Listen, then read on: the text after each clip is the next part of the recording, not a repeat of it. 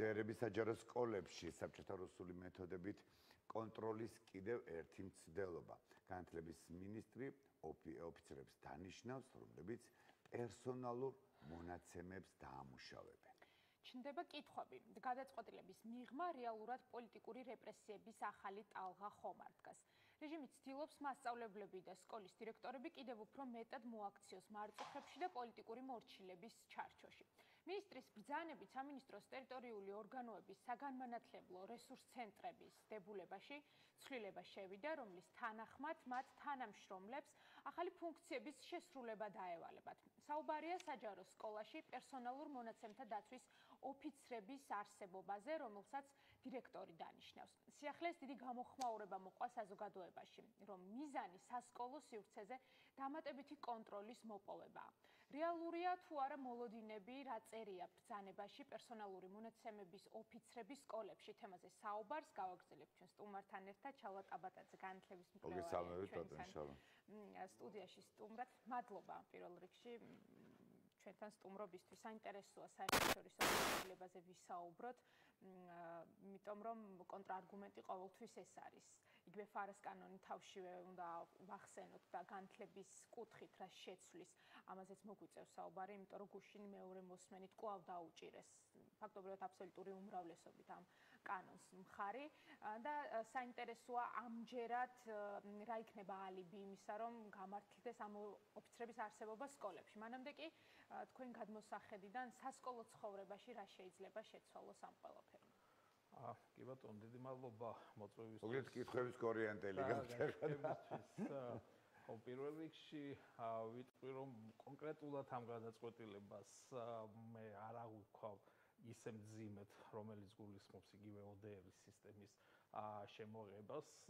იმიტომ რომ ერთის მხრივ ამის საჭიროება ამ ეტაპზე არ დგას და მეორეს მხრივ ბრძანება და კანონი თავის არსით ცოტა სხვა ტიპის მიმართულებით ვითარდება. თუმცა ცალსახად უნდა ვისაუბროთ იმ რისკ ფაქტორებზე, რომელიც განათლების სისტემას აქვს იმ პირობებში, რა პირობებში ჩვენი ქვეყანა ვითარდება. მოგეხსენებათ, რომ განსხვავებებია, ხო, სკოლა დემოკრატიულ სახელმწიფოში და სკოლა ავტოკრატიულ სახელმწიფოში. ანუ ჩვენი სკოლა იყო დემოკრატიული სახელმწიფოს სკოლა, რომელიც ცდილობდა რომ ყოფილიყო თვითონ დემოკრატიული სკოლა და მთელი პროცესები ამ მიმართულებით ვითარდებოდა და რა არის დემოკრატიული საზოგადოების და დემოკრატიული სახელმწიფოს სკოლის მიზანი? მთავარი მიზანი არის აქტიური კრიტიკულად მოაზროვნე მოქალაქის გაზრდა, რომელიც აქტიურად იქნება ჩართული დემოკრატიულ პროცესებში, მოქალაქო საზოგადოების წევრი იქნება და აქტიურად იქნება სახელმწიფოს მშენებლობაში ჩართული. რა არის ავტოკრატიული სახელმწიფოს მიზანი? ეს არის მართველი პარტიისადმი ლოიალური, მორჩილი მოქალაქის აღზრდა. შესაბამისად, როცა ეს ორი განსხვავება არის და უკვე ჩვენი დემოკრატიული საზოგადოება და სახელმწიფო გადადის ავტოკრატიულ სახელმწიფოში, რა თქმა უნდა, განათლების სისტემაც ამას ემსახურება და თანდათან გადასვლა განათლების სისტემის და გადაწყვეტილებები ხდება აქედან გამომდინარე და ამის ნათელი მაგალითები გვაქვს, რატო ვამბობ ამ იმას, რატო გაჩნდა და რატო არსებობს ეს რისკ ფაქტორი თუნდაც ამ ბრძანებასთან დაკავშირებით. ამ ტიპის გადაწყვეტილებებია მაგალითად, რომელიც ვფიქრობ, რომ უფრო მეტი ხმაურის ღირსი იყო თავის დროზე, ზოგადად განათლების ეროვნული მიზნები მაგალითად. სადაც მოსწავლე და მოქალაქე უკვე აქტიური პიროვნება აღარ არის. ის არის პასიური მიმღები, რომელიც ფაქტობრივად მეტნაკლებად ზოგადი განათლების ეროვნული მიზნები, რომელიც შეიცვალა, განსაზღვრავს იმას, რომ ჩვენ გვჭირდება ფაქტობრივად პასიური, ლოიალური მოქალაქე და სახელმწიფო და სკოლა შეიძლება გახდეს ინდოქტრინაციის ინსტრუმენტი. მოქალაქე, რომელიც დაელოდება სამომავლოდ ან დავალებებს, ან და მხოლოდ ამ შემთხვევაში არის პასიური, სანამ ის დავალებას არ მიიღოს და მითითებას დაუშვას. მოქალაქე ჭირდება და ზოგადი განათლების ეროვნულმა მიზნებმა ასახა ამ ტიპის მოქალაქე. ამის შემდგომ შეგვიძლია გავიდეთ ანუ ერთი მიზნები რა არის. მეორეა შინაარსი, ანუ კურიკულუმი, რომლითაც მიიღწევა ამ თვალსაზრისითაც ალბათ გახსოვთ იყო სერიოზული მსჯელობები საქართველოს ისტორიასთან დაკავშირებულ საკითხებში, რომელიც საგამოცდო საკითხებიდან ძალიან მნიშვნელოვანი ასპექტები იყო ამოღებული გვახსოვს მე-12 კლასის სახელმძღვანელოები აღარ შეიქმნა, სადაც განსაკუთრებით საქართველოს ისტორიასთან მიმართებაში იყო მნიშვნელოვანი, იმიტომ რომ მე-20 და 21 საუკუნის ისტორია უნდა ასახულიყო და ეს იყო პრობლემატური და სულ ამ ბოლო დროს გვახსოვს რამხელა შეტევა იყო განხორციელებული სამოქალაქო განათლების მასწავლებლებისადმი და იმ პროგრამისადმი, რომელიც სამოქალაქო განათლებას აძლიერებდა სკოლებში. ანუ შინაარსთან მიმართებაში გატარდა ძალიან მნიშვნელოვანი და ამჟამადაც ხორციელდება მნიშვნელოვანი ცვლილებები. თუ ავიღებთ მასწავლებელს, რა ტიპის მასწავლებელი გვჭირდება ჩვენ დემოკრატიულ საზოგადოებაში, რა ტიპის მასწავლებელი ჭირდება ავტოკრატიულ სახელმწიფოს. რა თქმა უნდა, ჭირდება ავტონომიური, დამოუკიდებელი გადაწყვეტილების მიმღები მასწავლებელი, ხოლო ავტოკრატიულ სახელმწიფოში მნიშვნელოვანია კონტროლის ქვეშ მყოფი მასწავლებელი, რომელსაც არ ექნება არავითარი ავტონომიურობა და იქნება დამორჩილებული. და ამ თვალსაზრისითაც ჩვენ ძალიან კარგად ვახსოვს განათლების პოლიტიკის ეს გადაწყვეტილება, რომელიც გულისხმობდა ახალ სახელმწიფო პოლიტიკას, რომელიც პირდაპირ იყო გათვლილი იმაზე, როგორ დაემორჩილებინათ მასწავლებელი, რადგან ის მიბმულია საათობრივ ბადეზე. ანუ მასწავლებელი დამოკიდებულია დირექტორზე, რომ მან საათები მიიღოს, რათა მის ხელფასი იყოს მაღალი და გაიზარდოს მის ხელფასი და ამით და მართლობის სისტემაც, რა თქმა უნდა, ჭირდება ცენტრალიზებული ავტოკრატიულ სახელმწიფოს და ამ თვალსაზრისითაც გვახსოვს რა გატარდა დირექტორების არჩევნები, რომელიც იყო ცენტრალიზებული ერთის მხრივ და უსაფრთხოების სამსახურის მიერ ჩართული და ძალიან ლოიალური დირექტორები იყვნენ არჩეული ზოგიერთ შემთხვევაში და ხშირ შემთხვევაში დანიშნული, ისევე როგორც გატარდა რესურსცენტრების რეფორმა არჩევნების წინ, ეგრეთ წოდებული რეფორმა, როდესაც რეორგანიზაცია მოხდა რესურსცენტრების და რესურსცენტრების ხელმძღვანელებიც გამოცვალეს. ხადი არა პრობლემა არის კომპლექსური. ფაქტია რომ არ ეხება მხოლოდ ერთ რგოლს სასკოლო განათლებაში, ეხება როგორც მასწავლებლებს, დირექტორს ამ შემთხვევაში. ის განსხვავებები, რაზეც თქვენი საუბრეთ, ძალიან კაფეოდ დაგვანახეთ. ხო, მაგრამ ნახე, აი ბოდიში რომ გაწყვეტინებ, უბრალოდ ძალიან საინტერესოა მაყურებლისთვისაც და მსვენელისთვის, იმიტომ რომ კურიკულუმი არის გეგმა, ის გეგმა, რომელიც ამა თუ იმ სფეროს, ანუ გეოგრაფია იქნება, ის რუსული იქნება თუ ქართული იქნება თუ სხვა საგანი იქნება, ამ საგნის გეგმა, რომელიც უნდა შეასწავლოს წლის განმავლობაში მასწავლებელმა. ხო ესეა? ხო არ ვცდები? იმიტომ რომ მე ეს სიტყვა ზუსტად 1 წლის უკან გავიგე, იმიტომ რომ მე მაქვს სკოლასთან შეხება და შემოვიდა ეს ყველაფერი და დავრბოდი ესე გიჟივ და ვკითხულობდი ხალხო რა არის ეს რა? არაფერი, კაცო, და ჩვეულებრივი გეგმა, მეთოდი, რა მეთოდითაც შენ ასწავლი ამ თუ იმ საგანს ბავშვებს. ესეა, მაგრამ ამ შემთხვევაში, როდესაც მე გეგმას წარვადგენ, შეიძლება იქ ვიღაცამ შესწორება შემიტანოს იგივე დირექტორმა, თუ მე და დირექტორი შეთანხმებული ვართ ჩემს მეთოდზე და გეგმაზე და ამ დროს სხვა განათლების სამინისტროდან შეიძლება შემოდის ადამიანი და რომელიც ამის შესწორებას არ ვიცი ახლა ამ კითხვას მე სწორად ვსვავ თუ არ ვსვავ, მაგრამ მე მგონი რომ ცოტა ამ მხრივ საინტერესო უნდა იყოს. ხო, მაგ უნდა გავმიჯნოთ ორი რამ. ერთი არის სასწავლო გეგმა, რომელიც მოიცავს მისაღწევ შედეგებს, ისევე როგორც მოიცავს შინაარსს, რა შინაარსის მატარებელი უნდა იყოს და აქაც არის სავალდებულო ნაწილი და არსებობს თავისუფლება, რომელიც აქვს სახელმძღვანელოს ავტორებს, ან რომლებიც ქმნიან სასკოლო სახელმძღვანელოს. ხო, ამათ და თან ბევრი ავტორები არსებობს ამა თუ იმ საგნის. ხო, რომელსაც გრიფირება ერთი და იგივე საგნის უბრალოდ, ხო. სამინისტრო. შესაბამისად, გარკვეული თავისუფლება სასკოლო სახელმძღვანელოს ავტორებს აქვს და ეს მონაპოვარი იყოს და სწორედ პლურალისტური მიდგომა, რომ თავისუფლება ჰქონდეთ ერთის მხრივ ავტორებს და ნუ მეორეს მხრივ იყოს არჩევანის შესაძლებლობა, იყო ერთ-ერთი მნიშვნელოვანი ასპექტი, თუმცა ამაზეც იყო საუბარი და გადახედვა, რომ ხო არ გადავხედოთ და თვითონ სამინისტრომ ხო არ შექმნას სახელმძღვანელოები, ანუ სამინისტრო და შესაბამისად სკოლა უნდა ყოფილიყო პროპაგანდის ინსტრუმენტი და ეს საკითხი დღესაც გაარკვევია. და მეორეა ამ სახელმძღვანელოებში, რომელიც მიდის სკოლა, როგორ ასწავლის მასწავლებელი. ანუ როცა მე ვისაუბრე იმ ასპექტზე, როგორი მასწავლებელი ჭირდება, თუ მასწავლებელი არის ავტონომიური, ერთი და იგივე შინაარსის რაღაც ერთმა მასწავლებელმა შეიძლება ასწავლოს სხვანაირად და მეორე მასწავლებელმა სხვანაირად და ავტონომიური და აგენტობის მქონე მასწავლებლები აბსოლუტურად ძალიან ცუდ შინაარსად კი ძალიან პოზიტიურად გამოიყენებენ, რომ მოსწავლეებს განუვითარონ სხვადასხვა მიმართულებით ცოდნა და უნარები. მაგრამ ჩვენ შემთხვევაში პრობლემა არის, რომ მასწავლებლების დიდი ნაწილს გააჩნია ძალიან მიჯაჭვულობა სასკოლო სახელმძღვანელოებისა. მხოლოდ სახელმძღვანელოების მიჯაჭვულები არიან, კი ბატონო. მითითებული მეთოდები თუ რა უნდა გააკეთოს, ასეთ პირობებში ძალიან დიდი მნიშვნელობა ენიჭება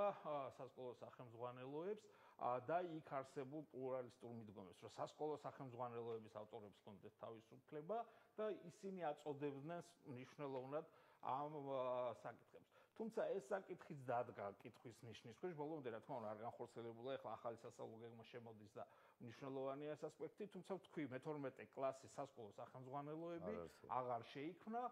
იმიტომ რომ იყო გადაწყვეტილება, რომ ჩვენ უნდა გადავხედოთ ამ სისტემას და ზოგადად განიხილებოდა ხომ არ შექმნილიყო რაღაც ჯგუფი, რომელიც შექმნიდა სასკოლო სახელმძღვანელოებს თვითონ. ესეც და ეს მიღებული გადაწყვეტილებაც, რომელიც ბოლომდე არ მიღებულა და ჯერ არ გაცხადებულა, მაგრამ თუ იქნება ამ მიმართულებით პოლიტიკა, იქნება იმის დადასტურება, როგორ უნდა მოემსახუროს სკოლა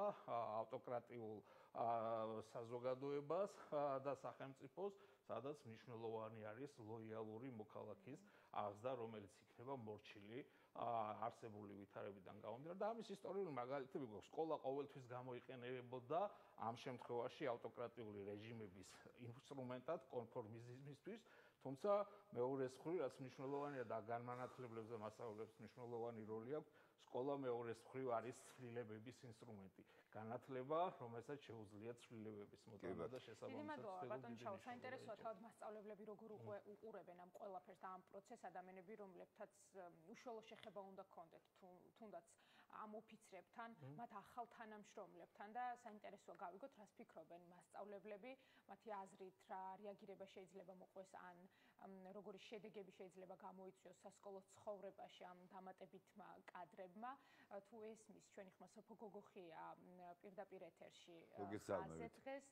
მოგესალმებით სოფო გვერდება ჩხოროწყუდან ქართული ენისა და ლიტერატურის მასწავლებელი თქვენ ისმენთ მსჯელობას ჩვენ სტუდიაში და საინტერესოა თქვენი აზრი უნდა დავიწყო ხო პირდაპირ ამ შეკითხვით სასკოლო ცხოვრებაში თქვენი აზრით რა ცვლილებებს გამოიწვევს ის კადრი რომელზეც უკვე მსჯელობთ 2 დღეა მას შემდეგ რაც განათლების მეცნიერების სამინისტრომ გააკეთა ეს განცხადება და ვნახეთ ბრძანება. დიახ. ესე იგი, რადგანაც 2000-ზე მეტი სკოლა საქართველოში, ხო, და შეიძლება ეს ერთი კადრი არ ვიცი, როგორ ამყოფინებენ თქვა დიდ სკოლას, თვითონ მაინც უნდა იყოს და აი ამდენი ადამიანის ხელფასი, რესურსი, ამდენ ადამიანზე რაც უნდა დაიხარჯოს, ეს იმ ფონზე, როცა მაგალითად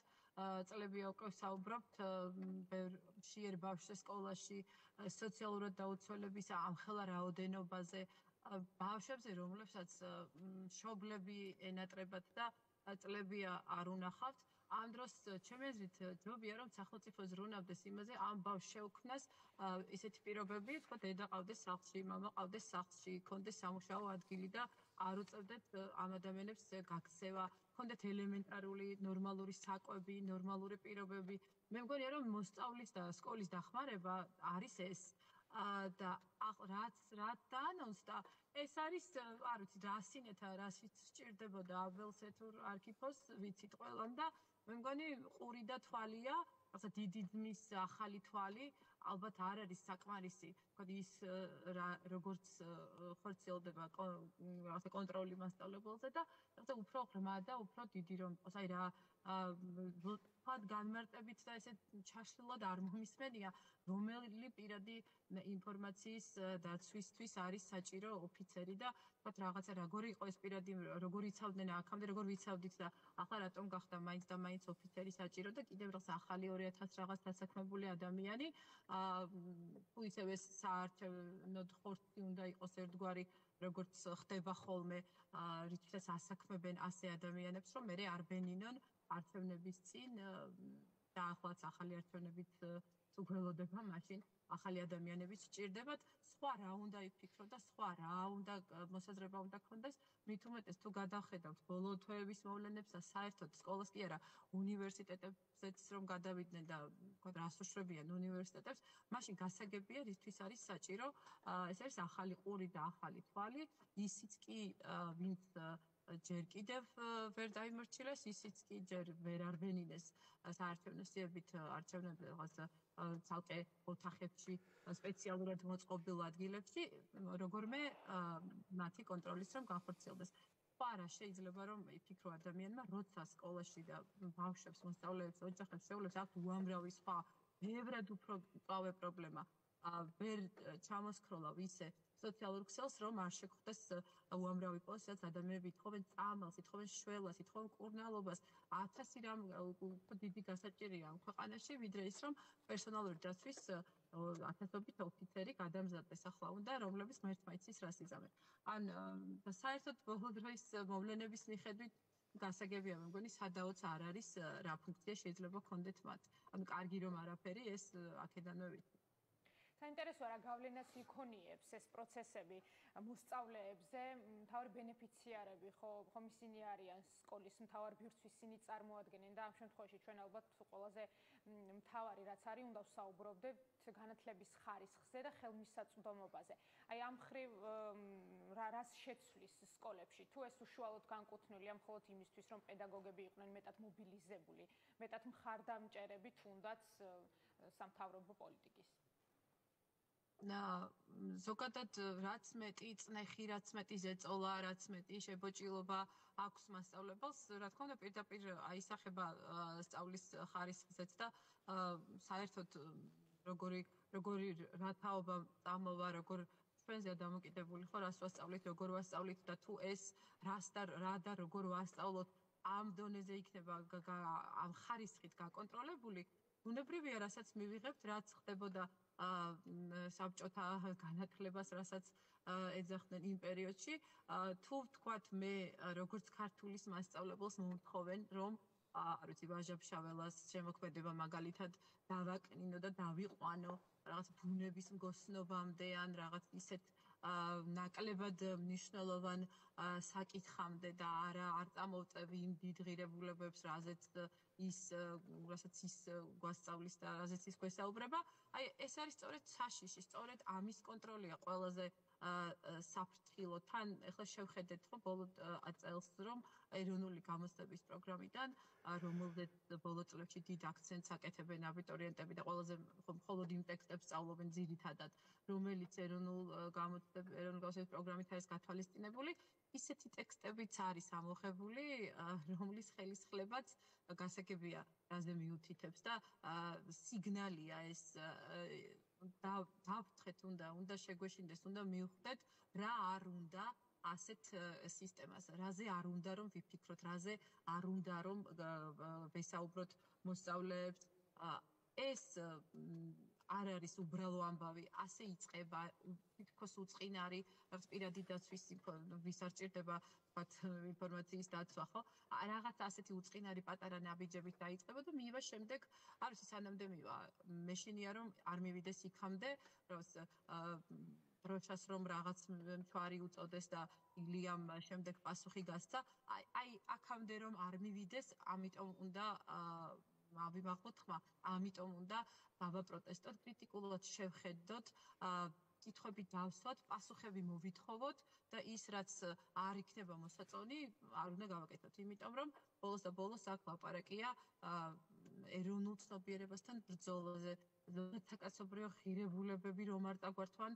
და რაღაცა სხვა რელსებზე არ გადაგვიყვანონ, აი ამიტომ უნდა ვიყოთ ფიზლად და ეს დაემუქრება ბევრ რამეს, ეს შეცვლის ბევრ რამეს. თითქოს ერთი შეხედვით შეიძლება ვინმეს ეგონოს, რომ ეს უწყინარი ნაბიჯია და აქ არაფერი ცუდი ამაში არ არის, თან თუ რაღაც ადამიანების დასაქმდებიან და რაღაცა უფრო შეიძლება ვიღაცამ ჩათვალოს, რომ ეს შესამსუბუქებლადაც კი არის, თქვა სკოლის საქმეს წაეშველება, მაგრამ ძალიან დიდი სიფრთხილეა საჭირო, როცა ასეთ ადამიანს აგზავნიან და ასეთი თვალი და ყური ვინ იქნება, როგორ იქნება, რას იზამს, მე ვფიქრობ, რომ საშიშია და ისე უნდა დავხვდეთ როგორც რაღაც ისეთ ჭკვიანურად დავუპირისპირდეთ საინტერესოა როგორ განვითარდება მოვლენები განსაკუთრებით იმის ფონზე რომ თქვენ რეგიონიდან გვერდთხოვთ კიდევ ერთხელ უნდა აღვნიშნოთ ეს არის ჩხოროწყუს რეგიონი აფხაზეთის ნომერ 1 საჯარო სკოლის ქართული ენისა და ლიტერატურის მასწავლებელი სოფო გოგოხია გვერდთდებოდა პირდაპირ ეთერში სოფო ძალიან დიდი მადლობა იმისთვის რომ აფიქსირებდით ჩვენს ეთერში აზრს დავბრუნდებით სტუდიაში და ხო საინტერესოა როცა ეხება საკითხი განსაკუთრებით მასწავლებლებს რომლებიც რეგიონებში არიან დასაქმებულები ჩვენ ვიცით რომ არსებობს საქართველოში ძალიან ბევრი ისეთი სკოლა სადაც 100 ბავშვზე ნაკლებია ხო ამ ბავშვებისთვის კიდევ რას ნიშნავდა დასავლური მხარდაჭერა ალბათ ცალკე საკითხია მათი სოციალიზაციისთვის ის პროექტები რომელიც კეთდებოდა და ჩვენ ყველამ ვიცით რომ ამ პროექტების უმრავლესობას მხარს უჭერდა ზუსტად სხვადასხვა არასამთავრობო ორგანიზაციები და განათლების სამინისტროს ჩართულობით და გავლით რა თქმა უნდა თუმცა ეს კომპლექსურად კეთდებოდა ხო ამ პროექტების სარგებელს კიდევ ნახულობდნენ ბავშვები რეგიონებში სკოლებს აი ამ მხრივ თქვა რა საშიშროების წინაშე შეიძლება აღმოჩნდნენ მხოლოდ ამ კადრის დამატებით არა ზოგადი ფონი რაც ქვეყანაშია ალბათ ამ კონტექსტით ზოგადად ამ პროექტების შეჩერება და ამ დახმარების შეჩერება მნიშვნელოვანი პრობლემა არის სკოლებისთვისაც და საზოგადოებისთვის ახლა თუ გადავხედავთ რა პროექტები განხორციელებულა საერთაშორისო დახმარებით ყველა ინოვაციური პროექტი ყველა შეზღუდული შესაძლებლობის მქონე მოსწავლეებზე წიგნიერების განვითარებაზე ეთნიკური უმცირესობების მოსწავლეებზე სოციალურად დაუცველ ჯგუფებზე ინოვაციების შემოტანის თვალსაზრისით მასწავლებელთა გადამზად ანუ ყველა ეს პროგრამა დაფინანსებული იყო საერთაშორისო საზოგადოების კუთხით და მე ხშირად ვამბობ რომ შესაძლებელია დაფინანსების კონტექსტში არ იყოს პრობლემა ისეთი პრობლემა როგორიც მაგალითად ცოდნის შემოტანის თვალსაზრისით ანუ ახალი და მნიშვნელოვანი ცოდნა შემოდიოდა ჩვენ სკოლებში თუ საგანმანათლებლო დაწესებულებებში რომელთაც ზიარება ჩვენთვის იყო საკმაოდ რთული ამ დახმარების გარეშე და ეს ცოდნა მნიშვნელოვანწილად განვითარდა და რომელსაც მოკლებული იქნება ჩვენი საზოგადოება და ჩვენი სკოლები ამ დახმარების შეჩერების კვალდაკვალ და მესამე ეს დახმარება და ამ ტიპის მხარდაჭერა იყო პოლიტიკური თვალსაზრისით მნიშვნელოვანი ანუ ჩვენ აღვიქვებოდით როგორც სახელმწიფო რომელიც განვითარებაზე ორიენტირებული და რომლის განვითარებისთვის ზრუნავს და ყავს პარტნიორები მნიშვნელოვანი სახე. ყველა ამ ასპექტში არის პრობლემური და რა თქმა უნდა რეგიონების მოსწავლეებს და ზოგადად სკოლებს მოაკლდებათ ეს მნიშვნელოვანი ბენეფიტები. იგივე ვახსენე რამდენჯერმე სამოქალაქო განათლების პროგრამა, რომელიც 2011 წლიდან ხორციელდებოდა და ამ თვალსაზრისით სამოქალაქო აქტივიზმი, სამოქალაქო განათლების, სამოქალაქო კლუბების, სკოლების დემოკრატიზაციის თვალსაზრისით თუ რამე გაკეთებულა სწორედ ამ პროგრამის ფარგლებში და სწორედ ამიტომ იყო ყველაზე მეტად დარტყმის ქვეშ აღმოჩნდა ეს პროგრამა. საინტერესოა საერთაშორისო გამოცდილებაზე ვისაუბროთ ამ ბოლო ბრძანების ჭრილშიც თქვენ გაქვთ გამოცდილება იგივე თქვათ რა ხდება ამერიკის შეერთებულ შტატებში ევროპის ქვეყნებში არსებობს ასეთი ადამიანი ასეთი თანამდებობა პერსონალურ მონაცემთა დაცვის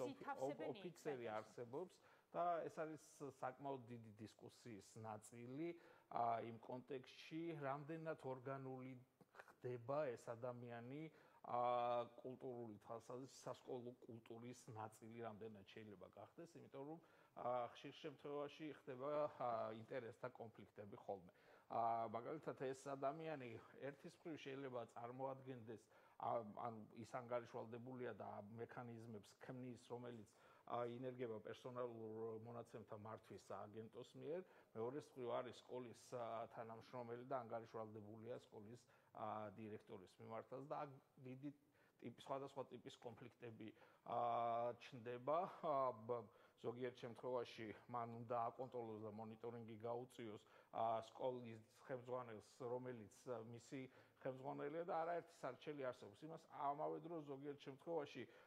რომელია პრიორიტეტული მაგალითად IT სპეციალისტებს და პერსონალურ მონაცემთა დაცვის ოფიცერს შორის ყოფილა კონფლიქტი, იმიტომ რომ IT-ს სჭირდება მონაცემები, რომ რაღაც სისტემები ააწყოს, ხოლო პერსონალურ მონაცემთა დაცვის ოფიცერი ამას ეწინააღმდეგება და ზოგიერთ შემთხვევაში ყოფილა შემთხვევები, რადგან სასკოლო ის არის გარე პირის მოყვანა და დამატებით ფინანსების ამისთვის გამოყოფა ხშირად არ ხდება, ხშირად ხდება არსებული საკადრო რესურსიდან, მაგალითად ერთ-ერთ სპეციალისტ დამატებით დაევალოს ეს და ამ შემთხვევაში კიდევ უფრო ორმაგი პოზიცია აქვს ადამიანს, მასწავლებელი ან მაგალითად IT სპეციალისტი და პერსონალურ მონაცემთა დაცვის ოფიცერი, რომელიც ინტერესები ხშირად ერთმანეთს ეჯახება. ამიტომ ეს თავისთავად ინსტიტუციურად არის სასკოლო ცხოვრებაში პრობლემა და ბევრი სასამართლო პროცესები არსებობს ამ თვალსაზრისით, რაც შეეხება და ამ განვითარებულ სახელმწიფოებზე მაქვს საუბარი და იმ საფრთხეებზე, რაზეც ჩვენ საუბრობთ, რა თქმა უნდა, იქ ამ საფრთხეებზე არ არის საუბარი, რადგან დემოკრატიული სახელმწიფოები არიან, მაგრამ ჩვენი ტიპის სახელმწიფოში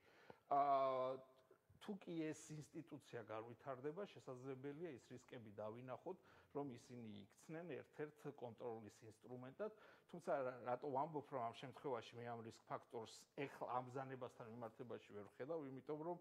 არანაირი პრობლემა დღევანდელ ხელისუფლებას და უსაფრთხოების სამსახურს არ აქვს, რომ ნებისმიერ დირექტორს დაანიშნოს ამ პოზიციაზე ის კადრი, ვინც მას უნდა, ანუ რესურს ცენტრის დანიშვნა მას ამ შემთხვევაში არ ჭირდება. მგონია, რომ ეს იყო უბრალოდ რუტინული გადაწყვეტილება, ვიცით, რომ 2024 წლის 1 ივნისიდან ძალაში შევიდა კანონი პერსონალურ მონაცემთა დაცვის შესახებ და ყველა ორგანიზაციას დაევალა საჯარო ორგანიზაციებს, რომ ჰქონდეს, ყავდეთ ეს ოფიცრები და ჩვენ სკოლებში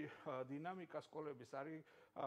განსხვავებული, ანუ ჩვენ 62% სკოლების გვაქვს მცირე კონტინგენტიანი, რომელთაც ფინანსები არ გააჩნიათ, რომ დამატებითი ისევე როგორც საკადრო რესურსის პრობლემა აქვს. და ამ თვალსაზრისით გაჩნდა პრობლემა ზოგიერთ სკოლაში საკუთარი კადრის აყვანის და ამიტომ რუტინული გადაწყვეტილება იყო ვფიქრობ. თუმცა კიდევ ერთხელ თუ კი ამ ტიპის ფუნქციებს რესურს ცენტრი თავის თავზე აიღებს, აი ეს რო ყოფილიყო საგანმანათლებლო რეფორმის ნაწილი, სადაც იმსჯელებდა სამინისტრო, რომ თვითმმართველობის დონე ხო არ ამოუწიოს რესურს ცენტრის დონეზე და მას გარკვეული ფუნქციები მივანიჭოთ სკოლებთან მიმართებაში და ერთ-ერთი ფუნქცია შეიძლება იყოს პერსონალურ მონაცემთა მართვა, ეს იქნებოდა გასაგები, მაგრამ მხოლოდ ამ ასპექტში მინიჭება ესეც საეჭვოა, თუმცა კიდევ ერთხელ ვამბობ, ბერკეტი ალბათ შესაძლოა მე ინტერპრეტაცია ახსრულების ნაწილში და ამ საშიშროებებზე საუბრობს. გარდა ამისა, ამას შეიძლება მოყვეს სხვა ბრძანებებიც და ეს რისკ ფაქტორი, რაზეც ვსაუბრობთ, იმ სისტემაში რა სისტემაც აქვს წერე და საითკენაც მიდის ჩვენი სისტემა, რა თქმა უნდა, ეს რისკი და ბოლოს უნდა გითხოთ ბატონო შალვა, რამდენად მნიშვნელოვანია, რომ ზოგადად საგანმანათლებლო სივრცის წარმომადგენლები მიმდინარე მოვლენების ფონზე ინარჩუნებდნენ საკუთარ პოზიციას, ქონდეთ იმის უფლება, რომ ის დააფიქსირონ ღიად, ჩვენ ვიცით ხო, რა ხდება საუნივერსიტეტო განათლების მიმართულებით, ილიას სახელმწიფო უნივერსიტეტის აკრედიტაციის საკითხი იყო, სხვადასხვა პროფესორმა ასწავლებლები, რომელთაც მოუწიათ, რომ დაეტოვებინათ თავიანთი საქმიანობა და შეეშალათ ფაქტობრივად ხელი, განეხორციელებინათ ეს საქმიანობა, რას მოიტანს რეჟიმი საგანმანათლებლო სივრცისთვის ზოგადად. კიდევ ერთხელ ვიტყვი, რომ აი არასამთავრობო და მედია ორგანიზაციების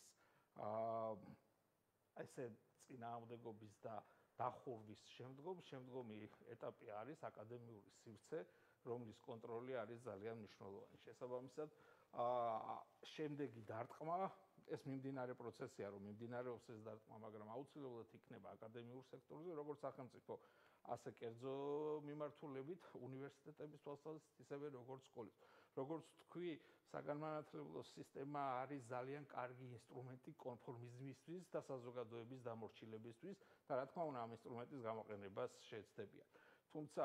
ამავე დროს დიდი იმედი მაქვს, მიუხედავად იმისა, რომ საკმაოდ დიდი წნეხის ქვეშ არის უმაღლესი საგანმანათლებლო დაწესებულებების და სასკოლო ნაწილიც ის აკადემიური თავისუფლება, რომელიც ამ სივრცეში არსებობდა, ვფიქრობ, მისცემს შესაძლებლობებს ადამიანებს იყვნენ უფრო აქტიური და კიდევ ერთხელ ვიტყვი, რომ მათ ძალუძს ცვლილებების მოტანა და ცვლილებების ხელშეწყობა, თუ კი იქნებიან აქტიურები და აქტიურად დაფიქსირებენ თავის პოზიციას. თუ კი დამორჩილდება განათლების სისტემა და აკადემიური სფერო, საკმაოდ მძიმე იქნება ეს ჩვენი საზოგადოებისთვის. დიდი მადლობა. ძალიან დიდი მადლობა შალვა ტაბატაძე, განათლების ექსპერტი გსტუმრობდა დღეს და მსჯელობდით, რა შეიძლება მოიტანოს ფართო პერსპექტივაში იმ ცვლილებებმა, რომელსაც სახელმწიფო ძალა ახორციელებს ძირითად შემთხვევაში სწორედ საგანმანათლებლო სივრცეებზე და ვხედავთ, რომ რეპრესიული ტალღა ამ მხრივაც უწყვეტია.